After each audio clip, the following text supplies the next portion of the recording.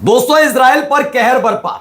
इस तरह कहर बरपा है कि इजराइल में सिर्फ मातमी आवाजें सुनाई दे रही हैं। यह ईरान के हमलों से हुआ सिर्फ इजराइल का नुकसान भर नहीं है, दरअसल एक झटके में पूरी बटालियन साफ हो जाए, वो भी एक ऐसे हमले में जो ईरान की तरफ से नहीं बल्कि ईरान का समर्थन वाला लड़ाका ग्रुप, लड़ाका संगठन हमला कर। जी हां, हिजबुल्लाह ने एक बहुत बड़ा अटैक किया। अटैक में पूरी बटालियन साफ हो गई। यही नहीं, दावा है कि पिछले 15 दिनों में कई इजरायली सैनिक मारे गए हैं, उसकी भी तस्वीर है। खबर यह भी है कि भाई इजरायली सैनिक सिर्फ मारे नहीं गए बल्कि अब तक 10 से ज्यादा हेलीकॉप्टर इजराइल खो चुका है हिजबुल्लाह के हाथों। यानी लेबनान से जो नया मोर्चा खोला था वो किस कदर भारी पड़ा वो भी दिखाऊंगा। और बौखलाया हुआ इजराइल अब किस हरकत पर उतर आया आप देखिएगा। जानते हैं क्या है? सब जानते हैं कि इजराइल ने पहले जमीन कब्जाई और उसके बाद कई फिलिस्तीनियों को जेल की सलाखों के पीछे डाल दिया। ऐसे एक दो नहीं, हजारों की तादाद में लोग हैं जिन्हें अगले 3 महीने में फांसी की सजा दी जानी है। और इसका प्रस्ताव नेसेट यानी इजराइल की संसद में पास करते वक्त तालियां बजती हैं, शैंपेन उड़ाई जाती है। यह घिनौनी करतूत पूरी दुनिया के सामने आई है कि आप अगर हार रहे होते हैं तो इंसानियत को खूंटी पर टांगते हैं, और इसी की वजह से इजराइल पर हर कोई थूक रहा है। अब आपको एक और खबर दिखाऊंगा कैसे बड़ी आसानी से एक नहीं दो नहीं कई ड्रोन्स को निशाना बनाया जाता है, मार गिराया जाता है, और गिरते हुए ड्रोन, खत्म होते हुए रडार सिस्टम, खत्म होते हुए एयर डिफेंस सिस्टम, जेट का ढेर हो जाना, प्लेन्स का बर्बाद हो जाना, इन सब के बीच अब कह दिया अमेरिका ने, तौबा तौबा, अब आगे जो युद्ध होगा उसकी कीमत अमेरिका नहीं बल्कि अरब देशों को उठानी पड़ेगी। तो देखिए, शुरू इजराइल और अमेरिका करें युद्ध और उसका सारा का सारा आर्थिक भार अब अरब देशों पर डाल दिया। नमस्कार, मैं हूं प्राज्वल गौतम और आप देख रहे हैं न्यूज सर्किट। सबसे पहले देखिए भाई, ये खबर निकल कर आई, ये जियोनिस्ट है जी ना। 3 चेहरे इसमें दिखाए गए हैं, लेकिन ऐसे 4 इजरायली सैनिक एक झटके में मार दिए जाते हैं। Israel announce the death of 4 Israeli soldiers and the wounding of 2 others in single incident involving clashes with Hezbollah in southern Lebanon. दक्षिणी लेबनान में हुए इस हमले के बाद हालात ये बने हैं कि 4 इजरायली सैनिक मारे गए, 2 की हालत गंभीर है, और ये एक ही जगह हुए हमले में। और ऐसे वक्त में जब हाल ही में अभी से तकरीबन 4 दिन पहले इजराइल के सेना प्रमुख, इजराइल की सेना के प्रवक्ता ने कहा कि 15,000 सैनिकों की कमी है हमारे पास। अभी फौरन जिस तरह से इजराइल की सेना ने, या यूं कहा जाए इजराइल की सरकार ने, नेतन्याहू की सनक ने मोर्चे खोले हैं, उसकी मौजूदगी में 15,000 नहीं तो तकरीबन 8,000 लड़ने वाले, रिजर्व में जाने वाले, लड़ने वाले, मोर्चा संभालने वाले सैनिक चाहिए। और उनमें ये लगातार खबरें निकलकर सामने भी आ रही है। अब आपको दिखाता हूं दूसरी खबर। Hezbollah has begin A guerrilla warfare campaign against Israeli forces. Hezbollah ने गुरिल्ला वॉरफेयर शुरू कर दिया, इजराइल की सेना के खिलाफ है। पिछले 15 दिनों का अगर लेखा जोखा देखा जाए तो 7 इजरायली सैनिक ढेर हुए, 48 गंभीर रूप से घायल हैं जो दोबारा युद्ध क्षेत्र में यानी मोर्चा खोलने के लिए नहीं जा सकते। लेबनान छोड़िए, वो किसी भी कीमत पर इस समय सेना में शामिल होने लायक नहीं है। यानी अंग भंग जो गजा के अंदर हो रहा था, मर रहे थे, सुसाइड कर रहे थे, वही फिर से अब इस बार लेबनान के साथ खुले हुए मोर्चे के बाद हो गया है। गुरिल्ला वॉरफेयर की वजह से हिजबुल्लाह के इस अटैक ने इजराइल की सेना को बुरी तरह से पस्त कर दिया है। फिर वही हालात है कि पिछले 15 दिनों में इन इजरायली सैनिकों ने 7 इजरायली साथी अपने खो दिए, इजरायली सैनिक साथी खो दिए, 48 बुरी तरह से गंभीर रूप से घायल हुए हैं, और पूरे इजराइल के अंदर हाहाकार यानी मातमी आवाजें सुनाई दे रही हैं। क्योंकि एक तरफ ईरान के हमले जिनसे बचने के लिए बंकर के अंदर और बाहर उनके अपनों की लाशें पड़ी हैं। अब एक रिपोर्ट भी निकल कर आई, और ये रिपोर्ट है इजरायली मीडिया की, जिसमें दावा किया गया है कि 10 helicopter evacuated dead and wounded soldier from southern Lebanon।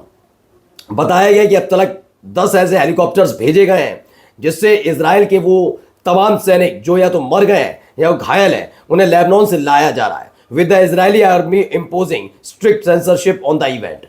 यह भी कह दिया गया है कि कोई भी इजराइल की मीडिया किसी भी कीमत पर वो 10 हेलीकॉप्टर जो इजराइल के मारे गए और घायल सैनिकों को लेबनान से निकालेंगे, उनकी तस्वीर, उनकी वीडियो किसी भी कीमत पर जारी नहीं करेंगे। बड़ा सेंसरशिप है, यानी आपातकाल है। The attack is reported to be one of the deadliest on Israeli forces in southern Lebanon so far. कहा गया कि इससे बहुत बड़ा अटैक बताया जा रहा है जो इजराइल की सेना पर लेबनान के अंदर हुआ। वही गुरिल्ला वॉरफेयर का जो जिक्र हम कर रहे हैं, एक के बाद एक इस तरह की खबरें भारी तादाद में, अभी तो ये वैसे रिपोर्ट है कि इतने सैनिक मारे गए, इतने सैनिक ढेर हुए इजराइल के। ये तो वो संख्या है जो अभी सबके सामने नहीं नॉर्मली आई है आधिकारिक, ये इसकी तादाद बढ़ सकती है। अब जरा इनकी हरकतें देखिए, जहां एक तरफ इनके अपने लोग मारे जा रहे हैं तो ये खुशियां मना रहे हैं। क्यों? क्योंकि सारी नीति नियम कानून खूंटी पर टांगने। सुनिए, देखिए क्या होगा। בעד חוק עונש מוות 62, 48 מתנגדים, נמנע אחד. אני קובעת כי הצעת חוק עונש מוות למחבלים תשפ"ו 2026 התקבלה בקריאה השנייה והשלישית, והחוק ייכנס לספר החוקים של מדינת ישראל.